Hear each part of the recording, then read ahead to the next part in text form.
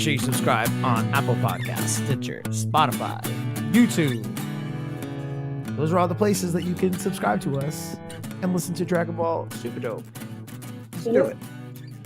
Welcome into Dragon Ball Super Dope. We're talking about episode 82 of Dub today, mainly because that Broly trailer dropped last week, and I said I really don't want to talk about an episode which I saw a year and a half ago where really nothing happens, but I figured for sake of continuity, we would do at least a quick discussion on it. So I called in our associate producer, Miss, should I call you MJ or Mara Jade? What do you prefer?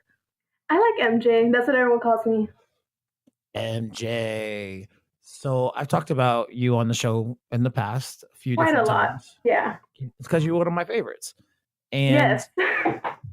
not only has she become one of the most favorite listeners, one of our most favorite listeners of the show, but she also stepped up her game in terms of support of the show. When we launched Patreon, she was one of the, I think she was maybe the first. It was either her or little baby Jiren, but no, it was Dan. And then I was the first for the $50 tier.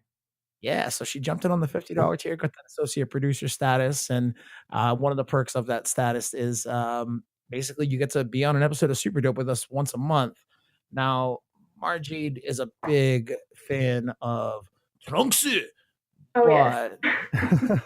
Originally, we had talked about doing the Future Trunks special because not only does it make me cry like a baby every single time, but you get to see a one-armed Gohan kicking the shit out of two androids at the same time. It's a work of art. It's beautiful. So we're still going to do that special, but we decided, basically because of the timing and what has happened, I've had like the longest shittiest week, dude. Yeah, you guys don't know. It's either Kyle's been sick or I've been sick or our schedules are just fucked. And that's part of it. But then the other part of it was we had plans to do, we're talking on Saturday afternoon, and we had plans to do this Thursday, late afternoon, early evening. And about 2 hours before we were supposed to record, 2-3 hours, I was actually setting up my microphone for the service that we're using to record today. And I'm like, oh man, something's wrong. I can't get this shit right. And I'm dicking around with it for about an hour. And it's not the first time I've used it. Like, I know how to use it. I'm like, something's wrong.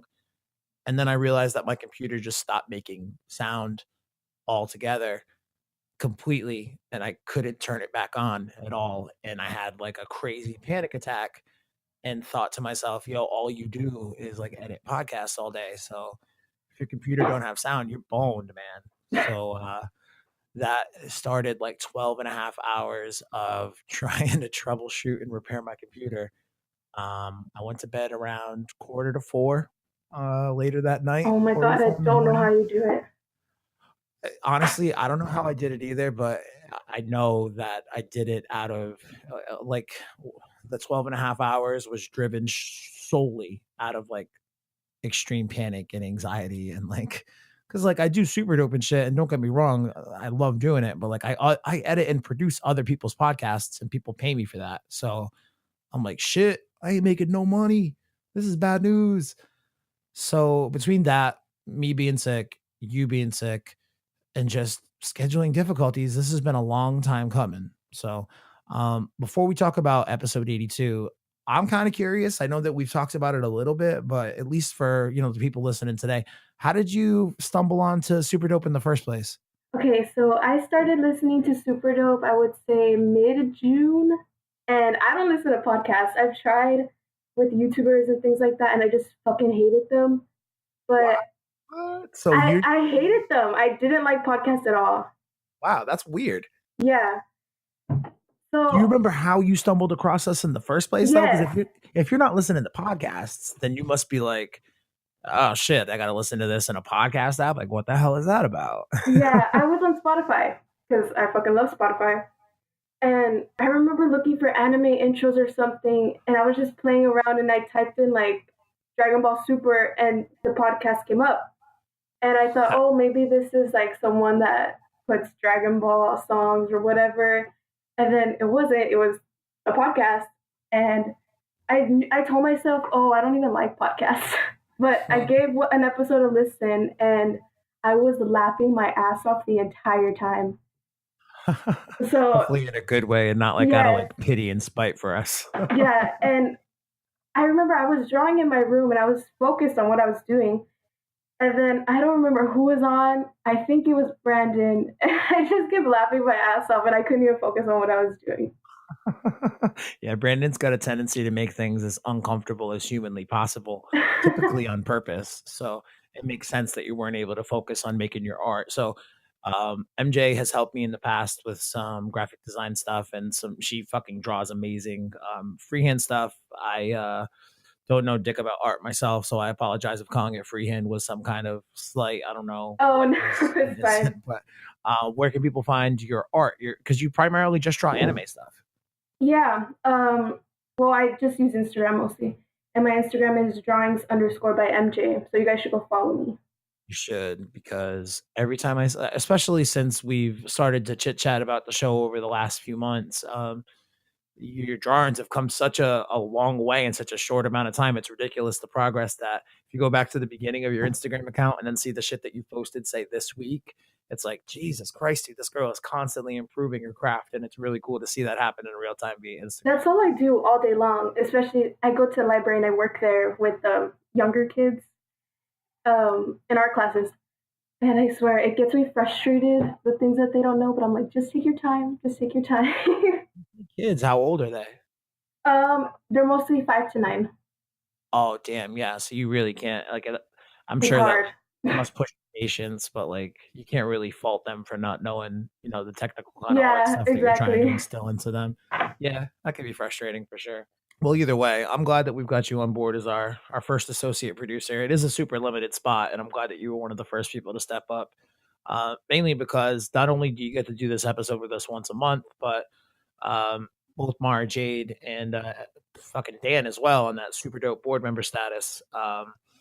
They got direct influence on the show now. So I'm not going to make the big. Basically, we're going to be releasing this episode on Monday along with the Super Dub 83, whatever the hell comes out tonight. I'm sure that'll be a blast to talk about. Oh, this is where Boma gets pregnant this episode. Well, has her baby. Unpregnant. Yeah, I'm pregnant. Unpregnant. Magically unpregnant by Yeah. divine interception to interception. That's not the right word. Whatever it is, I don't care. We'll talk about 83 tonight, but we also have a couple of big special announcements coming up on the show that we're doing tonight. Oh, that I know about. Oh yeah, MJ, you already know about it. You and Yeah. Dan both already know about the special announcements. So um I'm fucking amped, dude. The news that came in. It's really good. You guys are gonna be excited. I'm so amped. I mean, we did announce that we are doing our next live show at Askew in Providence, November 5th. That's going to be after the Bardock and the Fusion screenings. If you didn't see that announcement, we announced that on Facebook on Thursday. But this is a completely separate new announcement, something that was brought to my attention yesterday afternoon. And oh man, I'm fucking amped to tell you guys about it. I'm so excited. Yeah, if I was so excited for you. I'm nervous, but I'm excited. So we'll see how it goes. But yeah, Mara Jade being on the AP level status, and then we've got Dan at the board member status. They've got direct influence over the show, so I'm going to be talking with them about not only these new announcements, but how we best capitalize and make the best of these new opportunities that are being presented to us. So we'll be talking about that stuff in the next few days, next week or so and coming up with our super dope game plan. So if you want to get involved in that level of the show and help us, continue to grow and continue to market and continue to find new listeners and build the audience, go visit the Patreon, patreon.com/Dragon Ball Super Dope. Yay. All right.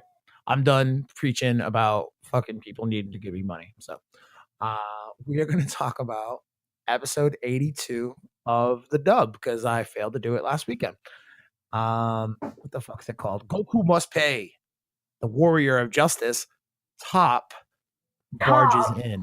Ugh. Top. Is this bothering you as much as it's bothering me? It This whole is. naming. Why would they do it? I have no idea. And I didn't And watch the episode yet, and I saw on Instagram, like, just going through my cool Dragon Ball shit, and I saw that it says top, and I was like, top? What? TOP. What? Yeah. Stupid as hell. Now, somebody pointed out in one of the Facebook groups to me the other day, because when this first came out, I was kind of like, what the hell, man? Talk about unnecessary change. Basically, for me, it's like Topo is already a really stupid name. And now that we all know Yeah, his name is Topo and you've shortened Topo to Top, you've somehow made Topo an even stupider name by shortening it to Top. exactly. So it's frustrating, but like somebody pointed out, it's like, hey, it's kind of the same thing for Kakarato and Kakarot. So, which is a valid point, but again, I question that change too. What would be the harm in Chris Sabbath yelling Kakarato as opposed to Kakarot? Yeah, It's frustrating. I don't know. I hate it, but basically, Tapo at the end of last episode, after Goku commits, I don't want to say bestiality because he didn't fuck that dog, but he definitely whooped his ass. So that was like a crime against animals. After Goku's crime against animals, Tapo barges in, removes his very poorly fitting robe. very poorly fitting. Very, It's very. it's almost like he was like a huge muscle man named Jiren the Gray or something before he took that robe off. Bizarre. So he jumps in the ring and he's like, "Hey Goku, you think you're all that in a bag of chips? Fuck you. I'm Top, the warrior of justice, and I'm about to whoop your ass. Should the Grand Zeno give me permission? Excuse me. Should the Grand Zenos give me the permission to fight you right now?" The little zennies. But So I kind of like this whole thing because I kind of like it and I kind of hate it. What this really excels at and kind of like hits you over the head with to an extent, and I think it's important to realize that Goku is in fact viewed as the villain for exactly, all that's of what these universes. I was like. If you knew what Goku did, you wouldn't be saying that. But it's okay. Well, I mean, do I knew what I Goku did? You mean in terms of In terms lobbying of for Zeno past, to have it? Dragon Ball Z things, how he saves his planet over and over again. But So because they don't know that, he's viewed as the villain because as far as these people know, he's the reason or he lobbied to have, Zeno hold this tournament. So everyone's like, wow, nobody really takes into account or really considers the fact that Zeno might have just wanted to have this tournament anyway, yeah, regardless of Goku's influence. But because they know Goku had some hand in being like, yeah, cool idea, dudes. Everyone's like, dude, you're a dickhead. We're all gonna get a race now. but also Goku's an idiot. Yeah, he's sort of naive, but like the thing that I think makes sense to do is to really turn it on its head and paint him as the bad guy for the first time really in his life. And I feel like the Japanese version did a little bit of a better job with Goku leaning into that villain role a little bit. It Like did once because you I watched both to oh see. you watched the sub as well. I didn't. Yes, I watched both just to see because I wanted to see the whole Topo thing. But the way Goku leans into it in Japan, it's like once he realizes that he's the villain, he's like, "Yeah, I'm the villain. Fuck it, come at me. I don't care. So long as we're fighting really strong opponents, that's what I'm all about. If you have to view me as a bad guy in the meantime, so be it." And this one, he's kind of just almost annoyed. Like he goes back to that calm Goku demeanor at the end where he's like, "Oh yeah, boy, that was a great fight. I can't wait to fight you again." But in the meantime, he's like, "Come on, fight me then, you idiot." I don't know. I guess he's kind of leaning into his villain thing, I guess, in English too, but like in a little bit of a different way. Um, so they start the fight. Goku doesn't take it very seriously out of the gate, only going to a Super Saiyan level. And a couple quick scurries, we realize that Topo throws the word justice around like A it's lot. water, like so much. We got the Justice Flash, like that's the one that we'll actually see again. The Justice Tornado. I don't think we ever see that one again. We had the Justice Crusher at a certain point. Um, I don't know. The dude kind of comes out of the gate fast with all these justice moves, and the gods within his respective universe are like, "No, this is great. Let's let all the other universes know that we are not to be fucked with." Yeah. And then, Topo takes it. Oh, I don't know. I'm just going to call him Topo. Topo takes it one step further at the end of the fight by saying, "Yeah, you think I'm bad? You can only come to a draw with me. If that's all you could do against me, you ain't going to stand a chance against Jiren the Gray." And it But you know sets up. what got me? When he fucking gets Goku's arm, pulls that shit back, hear those Oh, crunches, and then he just pops his joint back together. I'm not yeah, about that. that's so painful. Like, we've seen a lot of violence over the years in Dragon Ball Z, but for whatever reason, when somebody has a joint pop out of a socket, it's like, oh God, Yeah. this is impossible to watch right now. Um, but basically, they're okay with letting Topo go all out, and I think it's interesting that Universe 7 has, their top fighter go all out too in these Zen exhibition matches, not only in this second follow up round, but previously in this round against the Crusher there, Programo the Crusher. Um, it kind of sets the expectation because Goku's not taken very seriously until he eventually ascends to a Super Saiyan Blue status for the first time, Yes, both in the fight with Toppo, but like earlier in the tournament too. with the When blue Kaioken. Yeah, and everyone's like, holy, in terms of the spectators, the other gods of the universes and stuff, they're like, oh my God, this rivals the power of God. This is crazy. Like, how could a mortal from a universe with the second ranked lowest mortal level, or whatever the hell that math works out to be, how could they possess this type of power? This makes no sense. So automatically, Goku kind of goes in with a target on his back, and then you factor in the whole everyone's viewing him as a villain thing for helping Lobby to have this thing done, and then he goes against Toppo and goes to a draw. I don't know. It's just Goku has a target on his back throughout this whole thing, so there's no other way but to, because that was one of my biggest gripes during the Tournament of Power. Everyone's like, why is everybody ganging up on Universe 7? It's not just the Goku show. I want to see Universe 9 versus Universe 3.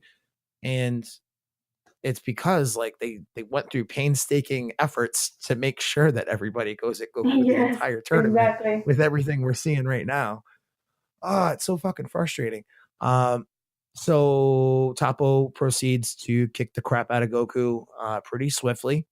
He is quite acrobatic for a man of his portly carriage, I believe is what Yeah. Reese says. Reese had some good lines in this episode, man. He's very large. Big man, but you would never guess. Like he can flip around with the best of them. So there's a big scuffle, the back and forth, blah blah blah, and then the Justice rear naked chokehold happens. And how do we know it's called the Justice rear naked chokehold?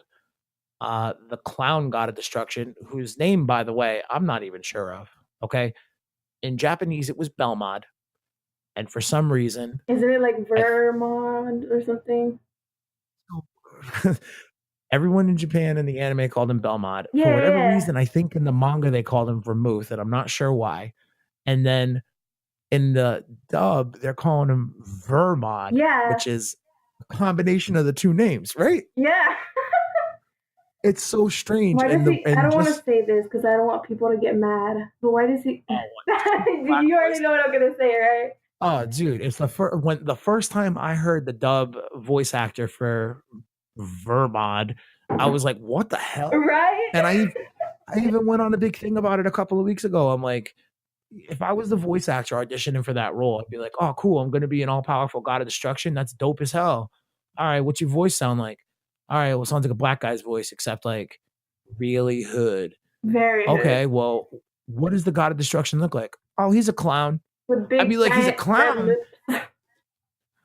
right? Like it is, it's frustrating to me that his voice is what it is, but he calls out Jiren, Toppo's move and says, "Oh, look at this shit! It's the rear naked chokehold up in this bitch."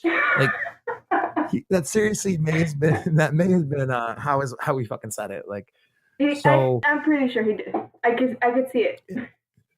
hey, what's up, y'all motherfuckers? You bringing in just this rear naked chokehold into the arena? Yeah. Like it's. And I think I just got a little racist by everything I just so Fuck it. it's all in good fun. Oh Jesus. Did I just say racism's fun? Jesus, what's wrong with me?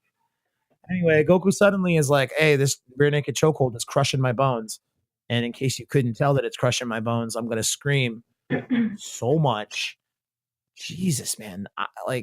There's a couple moments in Sean Schemmel's voice acting performance throughout this episode where I'm like, I'm not sure if you're fucking brilliant or you're amazing or Yes, you're and amazingly that like scream was ridiculous. one of those where I thought this is kind of weird. Yeah, because like, and I get it. It's because he's going through excruciating pain, but like, he's got the like Exactly. it sounds awful. But then there's another moment right here. Goku finally breaks out with transforms into Super Saiyan Blue, breaks out of this Justice rear naked chokehold. My God, that's the most ridiculous name. Ever.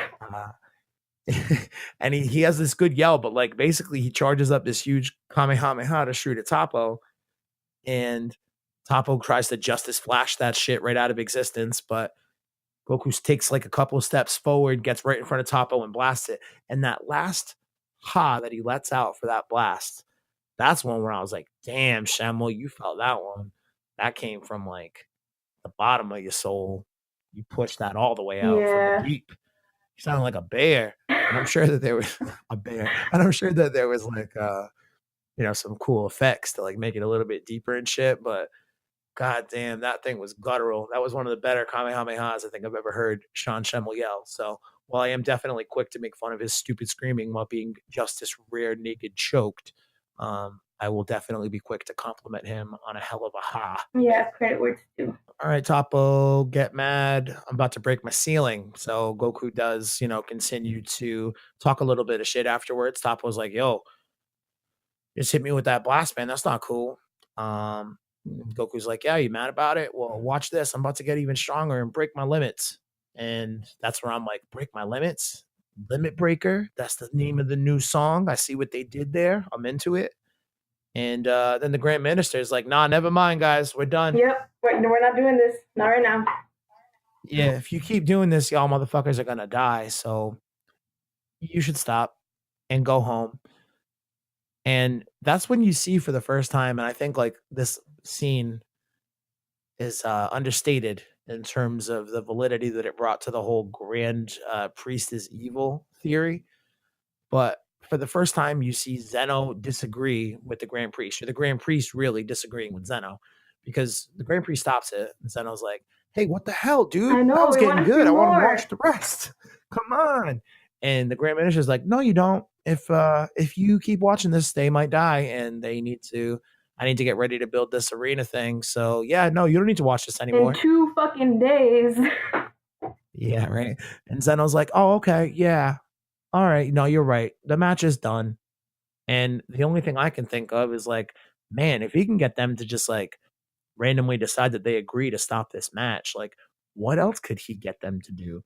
This dude must be pulling the strings on Zeno, similar to the way that Whis often pulls the strings on Beerus. Like it's that same dynamic of a relationship, except the fact that, the Beerus in this instance is two small children who can just poop and, get rid of anything and everything.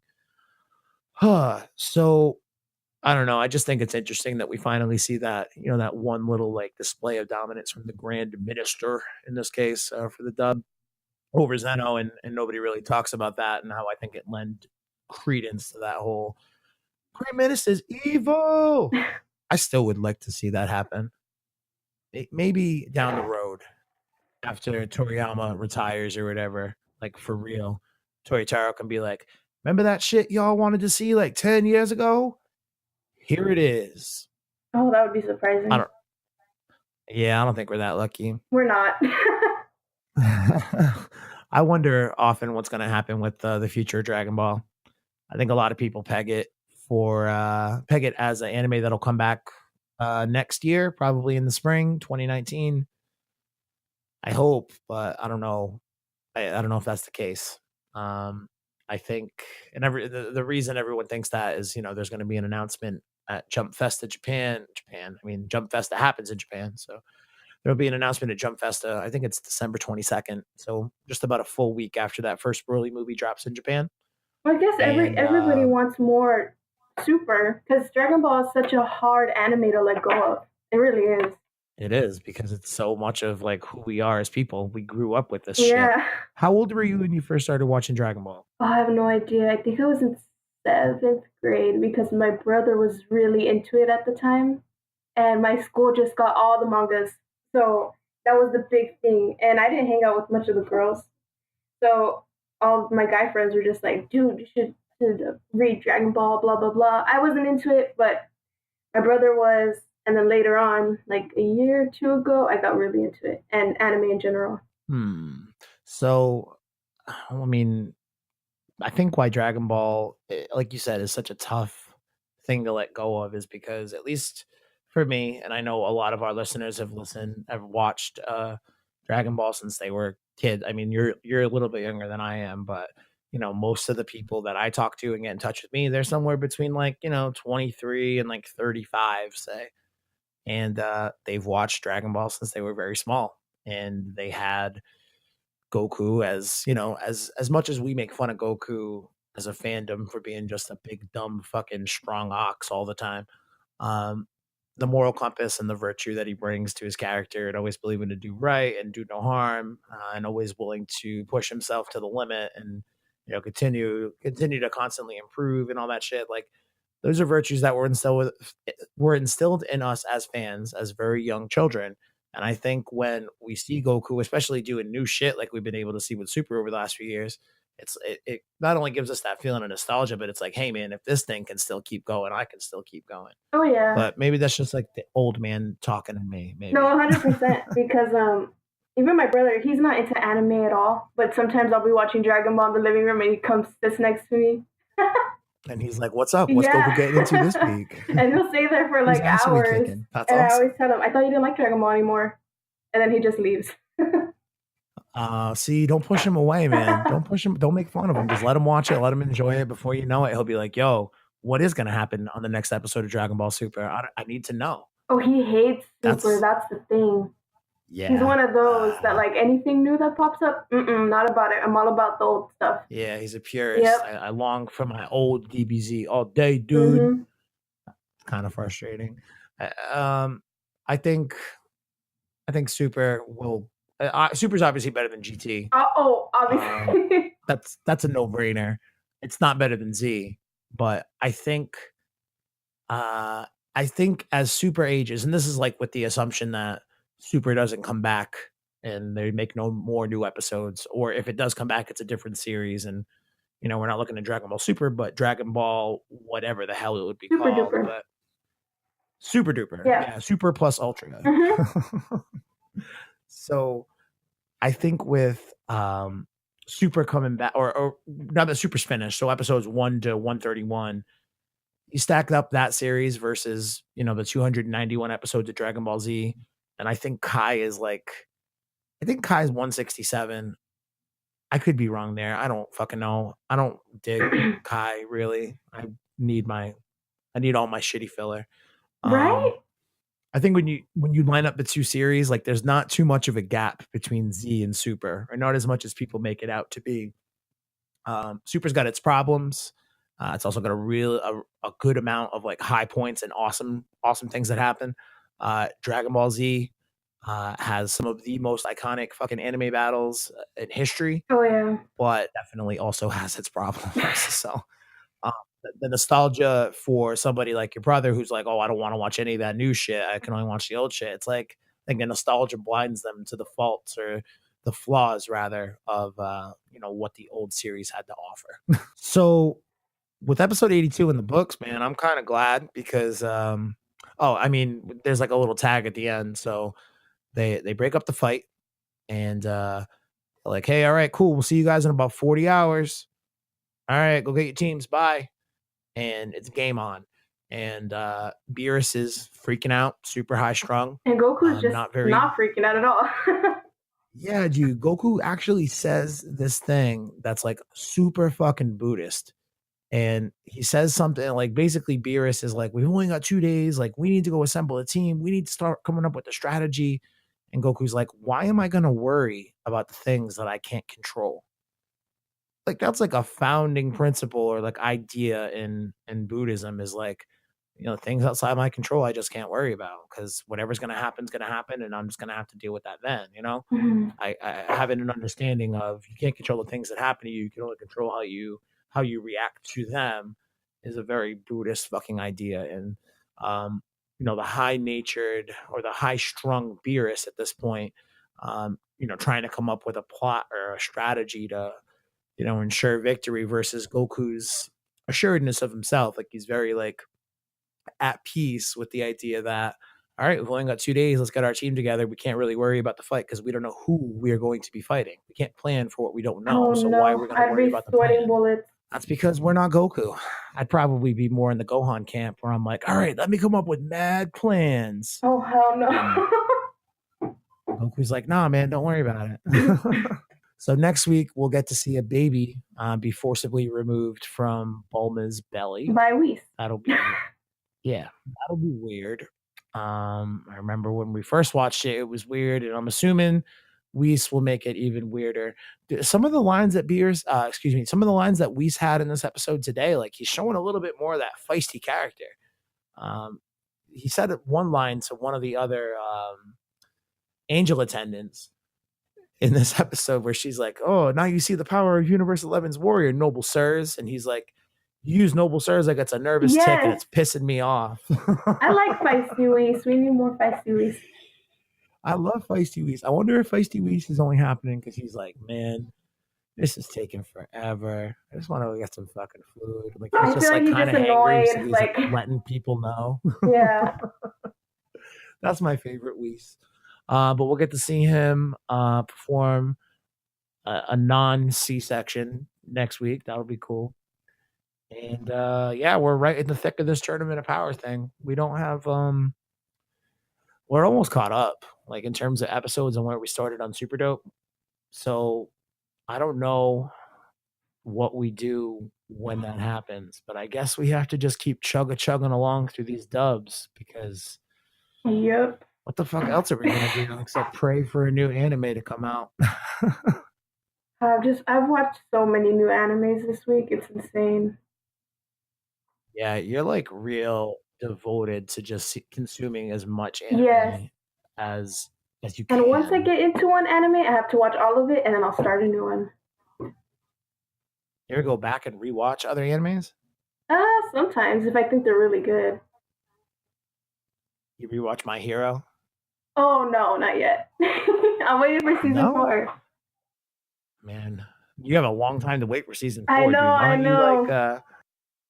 You could just like watch a couple episodes here and there between now and April or whatever when it's gonna come back. Well, the one episode that I always keep watching of My Hero is I don't know what it's called, but it's the one where they go swimming. It's summer and they go swimming. The one where they're all in the pool and they're like doing speed tests. What the hell? That's like my favorite. That's like episode. Such a weird. What? Is that considered a filler episode? I don't know. I don't know either. I just love Mineta. I'm not sure. You do. I love him so much. Your fucking mom loves Mineta. Oh my god, we were talking about that the other day. Your mom loves. She enjoyed Mineta at the Two Heroes. Yeah, and I was telling her about you and how you said, "Oh, your mom probably has a shit ton of Minetas." I told her that, and she's like, "That's 100% true." Yeah, no shit. Your mom's an attractive lady, dude. Like, I'm sure she's had a ton of little creeps be like, "Hey, baby," throughout the course of her life. Yeah, I could. Your mom thinks Mineta is funny because she's dealt with a billion Mineta throughout her life. 1,000%. And there was this guy the other day that came to paint the trimmings of the wall or something, and he asked my mom on a date. What'd she say? No, she has a boyfriend. Oh, word. All right. At least she's got that built-in excuse then where she can be like, "Oh, sorry, but."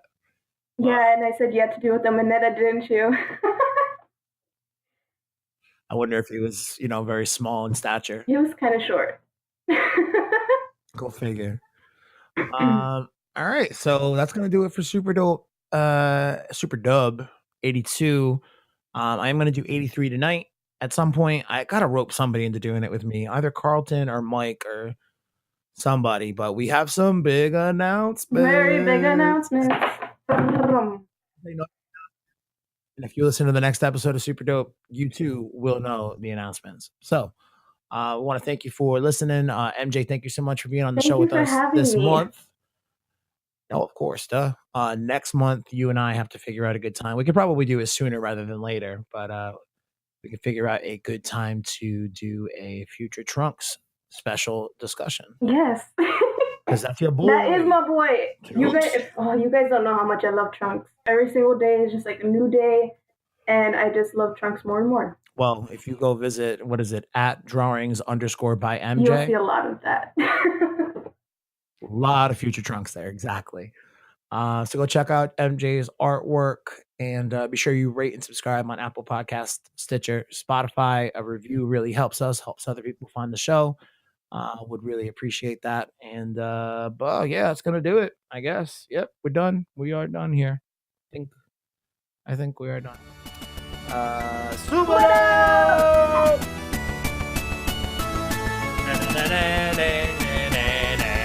Bum, bum, bum, bum, bum, bum, bum, bum.